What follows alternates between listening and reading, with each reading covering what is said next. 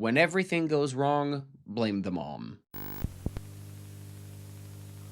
Last week, you saw me crash out over incompetent police work, and today, you might see me crash out over a man. Girls, gays, and days, we've fallen, we've hit a new low, and we're back for another installment of Not All Men, but somehow always a man. So I finally watched All Her Fault, this 8-episode miniseries that came out last year and had everybody talking, and for some reason I missed it at the time, but I got to it. It follows the investigation into the disappearance of a 5-year-old boy from an upper-class family, and it's full of twists, turns, betrayals, drama, all leading up to yet another up story. From beginning to end, this has to be every parent's worst nightmare, and as a fellow parent myself, I get it. I get the fear, I get the panic, I get the sheer terror of not knowing if you're ever going to see your child again or not. I don't know what it is about me and these messed up stories always finding our way to each other, but if you like thrilling stories full of twists and turns and unexpected discoveries, but you don't have 8 hours to watch yet another series, then you came to the right place. The opening of the series might be one of its strongest scenes. Marissa Irvine, our protagonist, arrives at a house to pick up her son Milo from a play date. She received a text from a fellow mother, Jenny, telling her to pick up her son at this address after the play date, but when she gets there, the woman that answers the door says that there's no Milo in the house. In fact, this old lady is here all by herself. The address must be wrong. Marissa begins to spiral and soon realizes she relied entirely on a single text from a number she doesn't have saved to pick up her son. The number is now disconnected, and the boy Milo is supposed to be having a playdate with is actually at the park with a different mom. And the mom who supposedly texted her to pick up her son never did. I don't know where my son is. She was acting her ass off. Her son's missing, cops are called, and they interview her and her husband, Peter Irvine. And one thing becomes clear. When everything goes wrong, blame the mom. The mother who supposedly texted her is Jenny Kaminsky, the head of marketing for a publishing company. She is married to Richie, a high school teacher, and she has a son called Jacob, who's also 5. Jenny is an absolute angel. She works full-time as the head of marketing for a publishing company, and she works hard. She puts in the work, and she's raising 2 children. Her child and her husband. How do I describe Richie? Imagine like all of the worst traits of a narcissistic, irresponsible man-child who consistently weaponizes his incompetence and his wife's emotions to get the better of her. Almost to a cartoonish degree where it feels like the character is less of a real person and more of a stand-in caricature of what they want to criticize, which I felt was a bit too heavy-handed. Unless I'm being naive and there are actually men like this. Because it gets crazy. Richie acts like taking care of his child is an extra job, something you should be rewarded for or compensated, either financially or with more free time to do nothing, because taking care of a kid is hard. The courtesy that is not extended to Jenny because she is, as she calls herself, the default parent. He also resents her for working full-time, and I'd bet that she makes like 2 or 3 times as much as he does, because he's an high school teacher and she's the head of marketing. And though not explicitly stated, that does play into the dynamic of their relationship because he says that her job is such an inconvenience because it makes everyone's lives harder. He's like, if you didn't have a job, you could stay home with our kid and I could be an irresponsible man-child for the rest of my life. Instead, you're selfish enough to want to have a job like I do? Who the do you think you are? Rich is a piece of shit, and I had to honorably mention him in this video. Not that he matters for the plot of the series, he really doesn't. He's just there for Jenny to empower herself through the story and to eventually divorce his ass. Okay, back to the plot now. So the disappearance quickly becomes a full-blown police investigation when they realize that Milo was picked up after school that day by a fellow nanny called Carrie Finch. This nanny is Jenny's nanny. That involves Jenny directly in the case, and that's when we find out that these women actually only met a couple weeks ago at a party, and they bonded in the bathroom over wearing the same dress to the same event. That got them in hysterics. Like, they laughed out loud, LOL'd, LMAO, IJBOL, all over that bathroom for like 5 minutes. They could not believe that they were wearing the same dress. And they also bond over the fact that they are both married to incompetent men who don't support them enough in their endeavors and in their personal lives, making it harder to withstand all of the pressures around them. And they both state that they are tired of being the supermom who does it all. And thank God they get along so well. Like, feminism really is back. Because throughout the entire show, men are going to try and pit these women against each other, right? Each of their, like, circle of friends, mainly husband, insist on telling them to keep the distance from each other because there's going to be legal repercussions when everything comes to a halt regarding the kidnapping of Milo. Jenny's husband tells her that she is responsible, that it is all her fault, that Carrie gained access to Milo because Jenny didn't use an agency to hire a babysitter. She did it independently, and that's a problem. Even though she vetted her and she called references and anyway. On the other hand, Marissa's husband is an absolute who blames Jenny for bringing Carrie into their lives and is against their friendship because believes that Jenny is only doing that to avoid a lawsuit. So like both men look at the disappearance of this child, the kidnapping, as a potential legal case for the future. Who's going to sue who? Whereas the moms see the disappearance of this child as literally the worst thing that could have happened to them, and they lean on each other to help each other figure out where the kid is. And mind you, they do some good police work together. For example, through bank statements, they figure out that both their nannies were actually close friends and they used to go to the same milkshake shop every day, which goes against the version that Marissa's nanny gave to the police that they had never interacted before. That furthers the plot. What the men were doing is just starting wars for no reason. And isn't that relatable?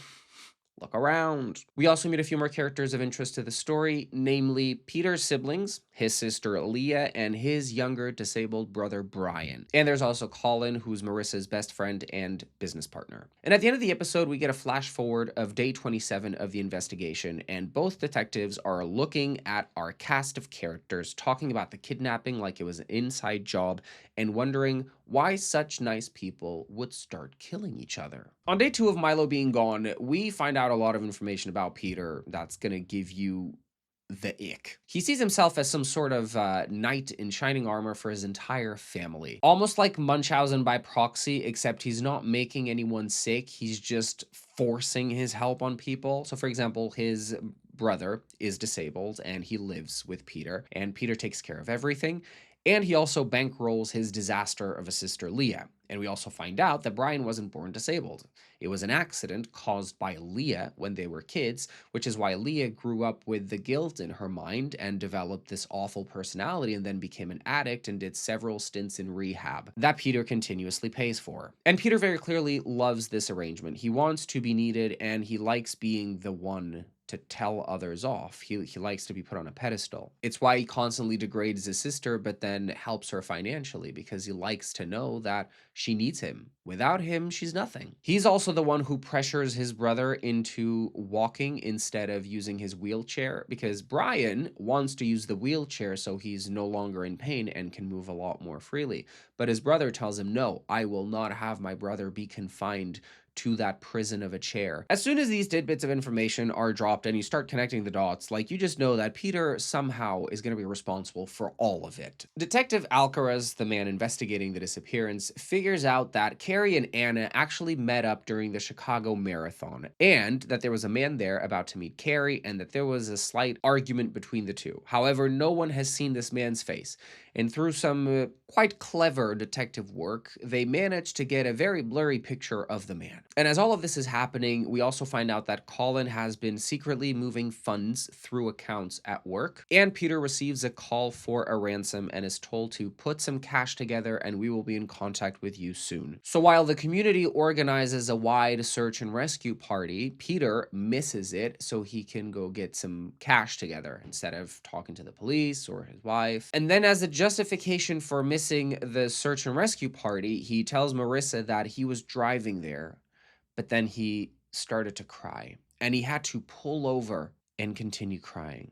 And he just couldn't stop crying. I hate this man so much. By episode 4, the detective makes the most consequential decision that essentially changes everything and really kickstarts the rest of the series, and it's when all of the revelations come, when we see how everything went down and why. They choose to release the man's picture to the public, because up until this point, they knew that Carrie had kidnapped him, and they were theorizing this man was her accomplice. By releasing it to the public, they're risking spooking the kidnappers, who up until now had at least this man to move freely in public should they need like any food or any supplies or whatever. This now may scare them into doing something stupid. Nonetheless, the police release the image, and who comes forward if not the woman whose house Marissa was sent to in episode 1. She goes to the police and tells them that that person is Kyle Smith, and she was his foster mom for a year before he turned 18. Then there's a gas station worker who also calls the police after seeing the picture in the news and tells them that she saw that man. And they find the room where Milo was supposedly staying with Kyle, except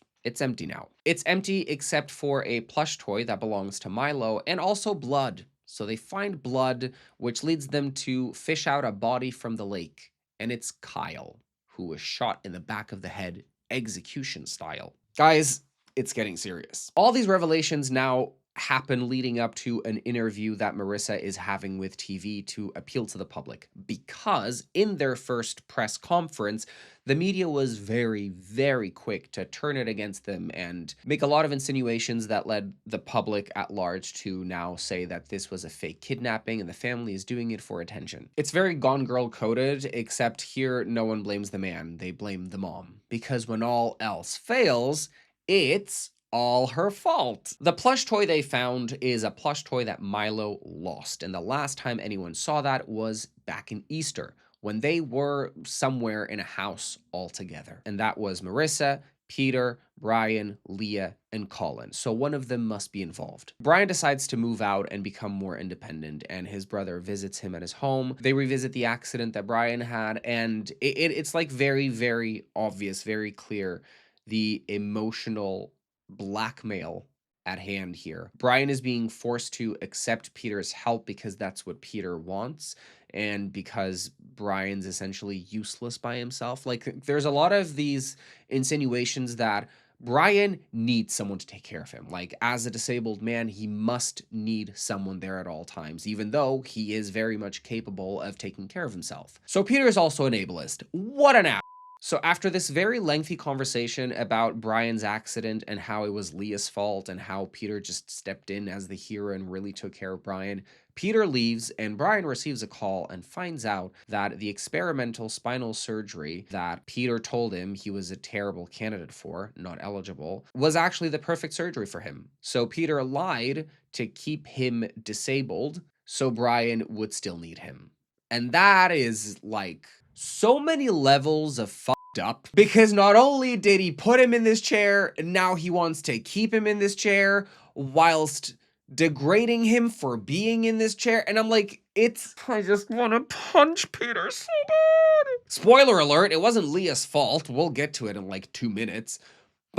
But we also find out that Colin and Leah have been in a relationship together secretly. When Peter finds out, he is very against it because they're both recovering addicts. Colin used to gamble and Leah used to pop pills. All of this brings them together to Marissa's home like 5 minutes before the filming crew is about to arrive to interview her for TV, and they're all just arguing with each other. And she has been begging them for the past hour to like do this somewhere else, sometime else. The filming crew is coming and we need to focus. But the conversation leads to the revelation that Leah didn't cause Brian's accident. It was Peter all along, and Peter was 10, Leah was 6, Brian was 4, and Leah apparently just ran to their mom straight away and said that it was her fault that she was chasing Brian because she didn't see that Peter actually put his foot in front of Brian, tripped him on purpose, which then caused Brian to fall on the coffee table and like hit his spine, I guess. And at first he's very apologetic, he's crying, and you can see the manipulation coming because those crocodile tears dry up real fast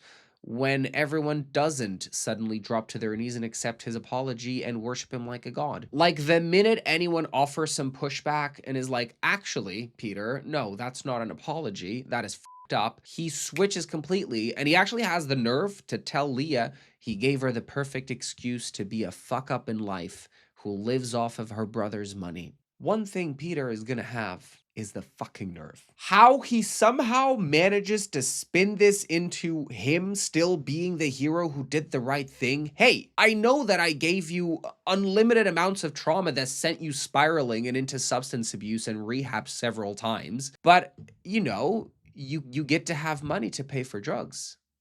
Where's my thank you? And Marissa, hearing this and finding out that he also lied about Brian's surgery, like, she is horrified and then tells him that her favorite thing about their son is that it's the perfect excuse to send Peter away, and then tells him that the more Peter is away, the happier she is.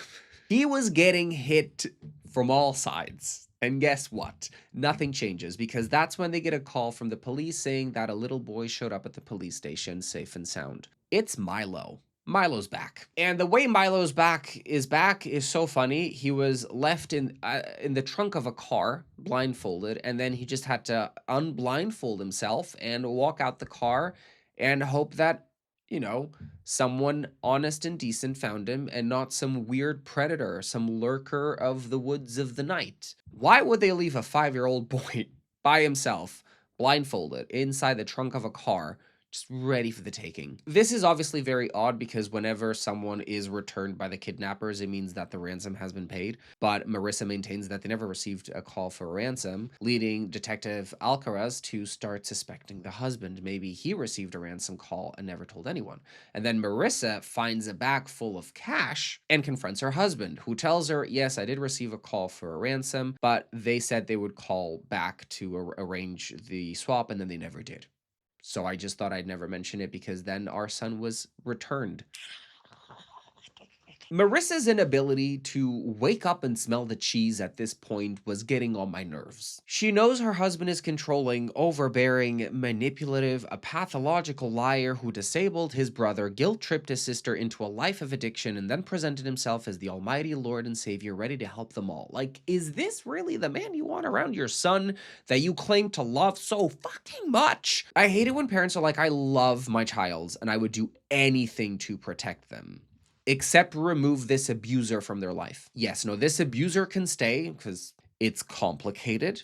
But other than that, I will do anything to protect my child. While this is happening, the detectives track down the hotel room they were staying at, and they find a dead body, a man called Rob Murphy, known as a local bookie. The detectives investigate further and find out that Rob Murphy was married to this woman that they had suspected of earlier in the series, but had no probable reason to interrogate her or anything. So they pay her a visit and find out that they actually had a daughter named Josephine Murphy, aka Carrie Finch. And then it all comes to a disaster at the Irvine's residence. Marissa finds out that Colin has been moving funds sneakily, and when confronted, Colin admits that the joy of the relationship he had with Leah led him to a relapse 6 months earlier, and ever since he has been moving funds from account to account, trying to cover the financial hole for as long as possible.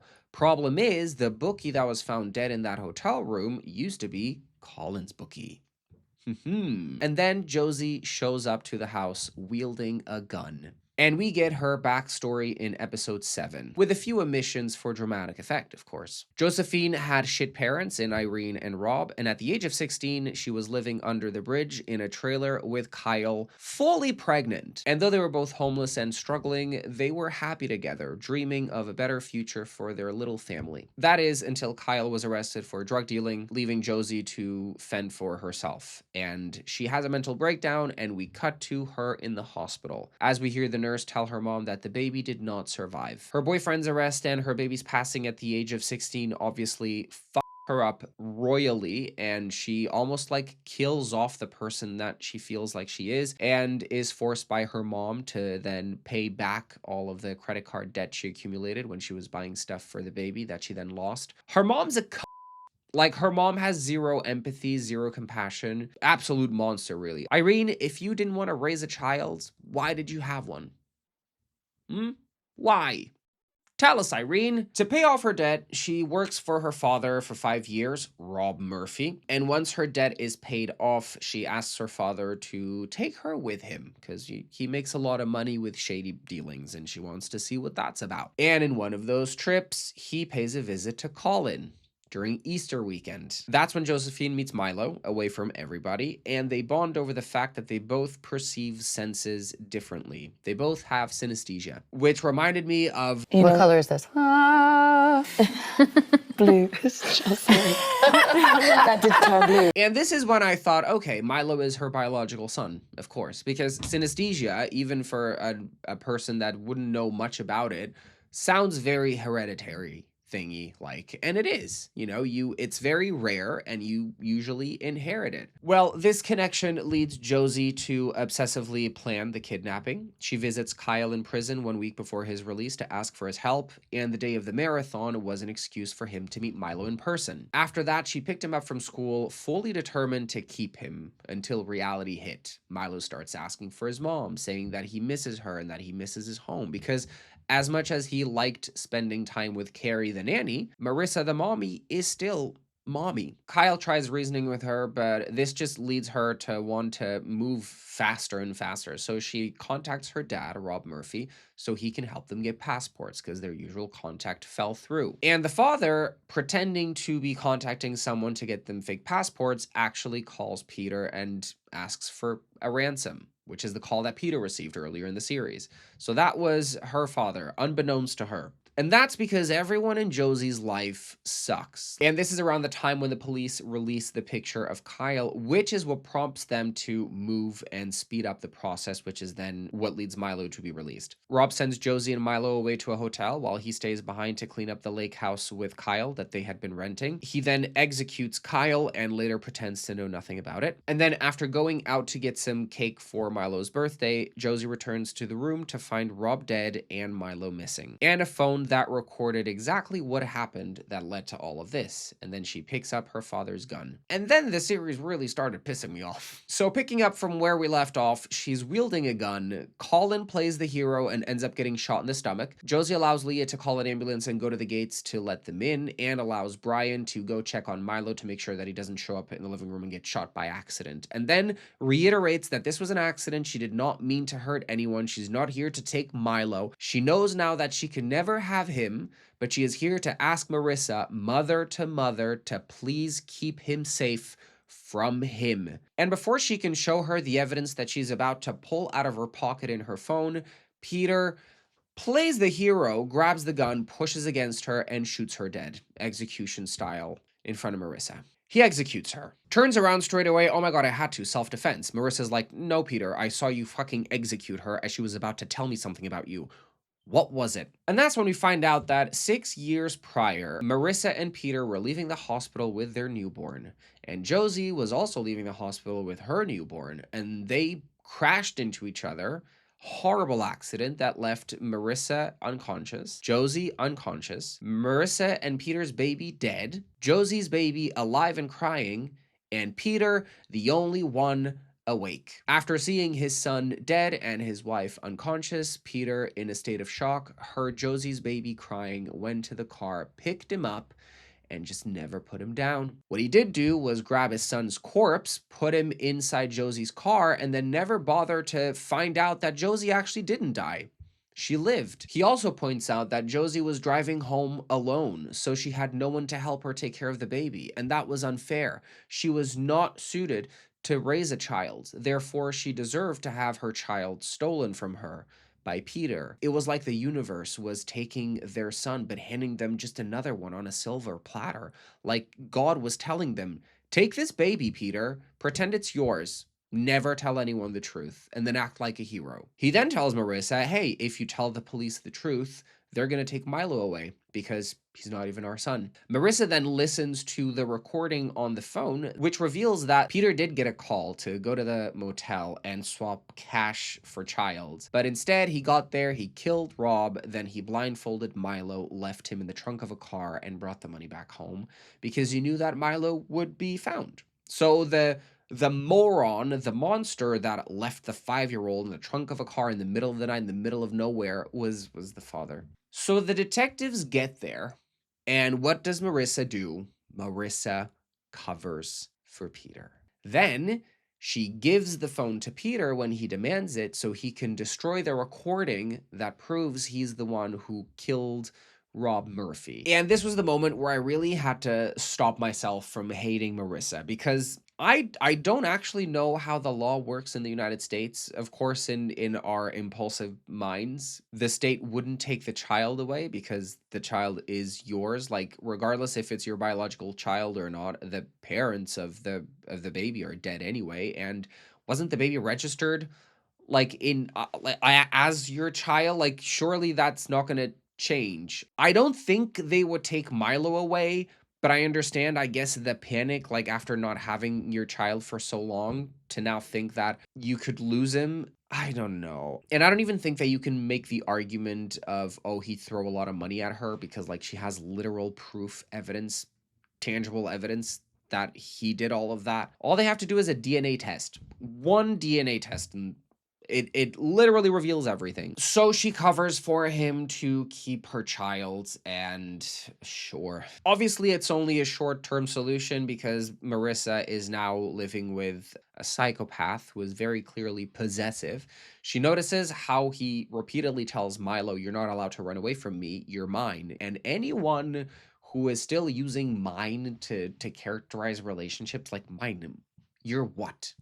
People aren't objects. Relationships are mutual agreements, right? Say no to possessiveness. Say yes to consent. Marissa calls Jenny, who's been very absent from the story in the last few episodes. God bless. She performed her role as a character of the woman who becomes empowered in this whole fucked up situation. But they talk, and Marissa tells her the whole truth, and Jenny's like, no, no, no, you're not going to do anything that might risk you losing your child. That's completely out of the question. And this is where the feminism once again comes back in, because these two ladies, throughout the entire series, it's one of the things that I love the most. They could have very easily gone against each other at any point. They could have very easily, through misunderstandings, like started a war with each other. But instead, like the entire time, fully support each other through everything. They never question the other's motives. They're always just there for each other. Like, ride or die. And they come up with a very simple plan. At Colin's wake, they're gonna kill him with his allergies. Marissa eats a lot of soy, then gives a big fat smooch to Peter, like really licks his face properly, and then puts on the performance of a lifetime as she pretends to want to save her husband after she emptied all of the EpiPens in the house and the car.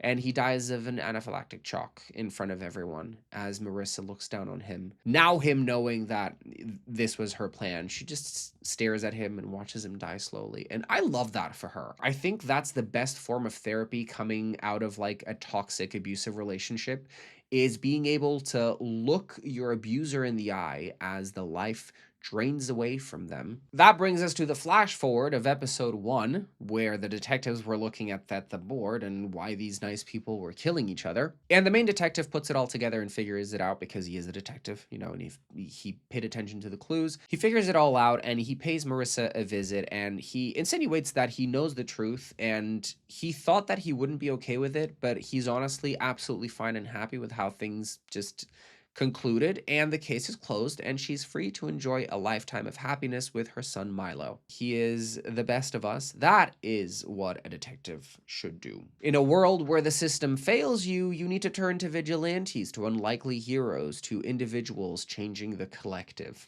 Because sometimes it's not all her fault. And I wanted to quickly touch on the themes of fatherhood, because we get several different flavors of parenting gone wrong and just one gone right. For example, Richie is the absent father who doesn't give a shit about his kid because he himself is a child. And as a result, his wife has to divorce him because she cannot cope with having to raise 2 kids herself. And he is the type of father who's going to have to get his shit together. Otherwise, his son is going to grow up knowing that his father is a loser. Peter is the exact opposite. Overbearing, controlling, manipulative, overly involved. You'd think he's much better at helping out, right? But no, he's just as useless as Richie is in daily tasks. He's just that looming, constant, threatening presence around you that makes you feel like you can't be yourself, and leads you to restrict your own behavior until eventually you find your own independence and you either escape the clutches of your father and then live out your 20s like a fucking deranged person, doing everything that you weren't able to do in your teens because your dad's an ass, or you live the rest of your life under his thumb. So, you know, if you're on the left, you live life. You live, laugh, love.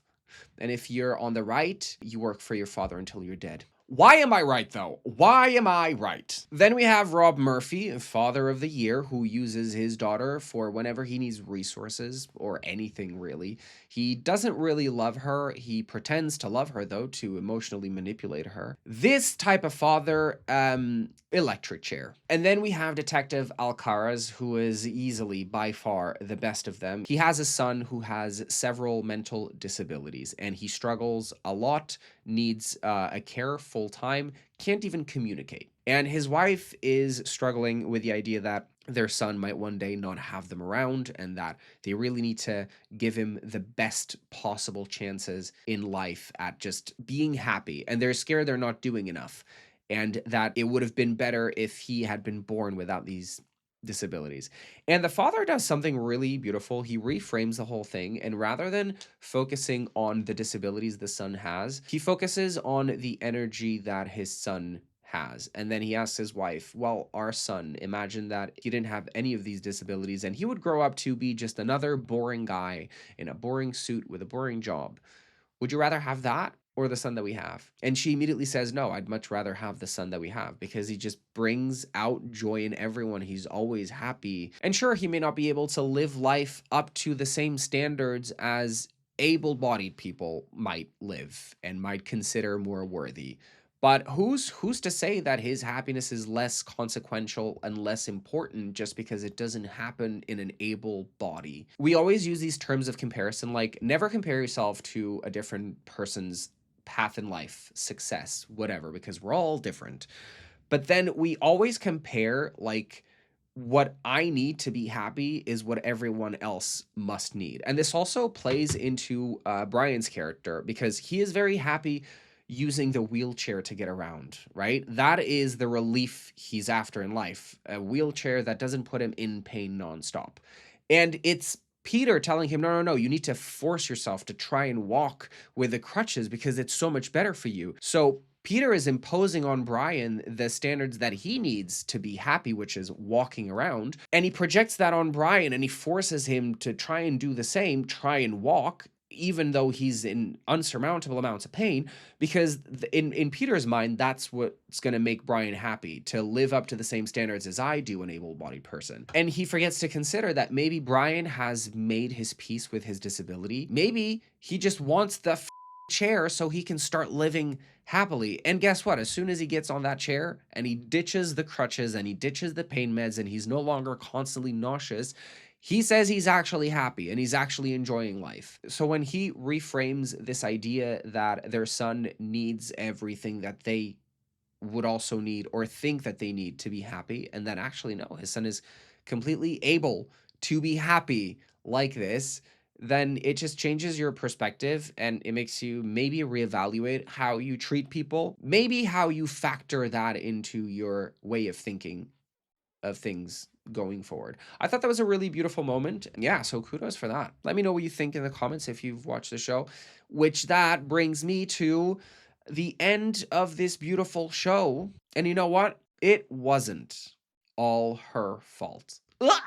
And that's it for today, guys. Thank you so much for tuning in. If you like this video, go ahead and leave it a like down below. Subscribe if you haven't already, and click the bell notification so you never miss any future uploads, because you're not going to want to miss our next upload. Ryan Murphy's new series, The Beauty, or as I like to call it, The Substance Knockoff, is out with 3 episodes, and I cannot wait to see what gives.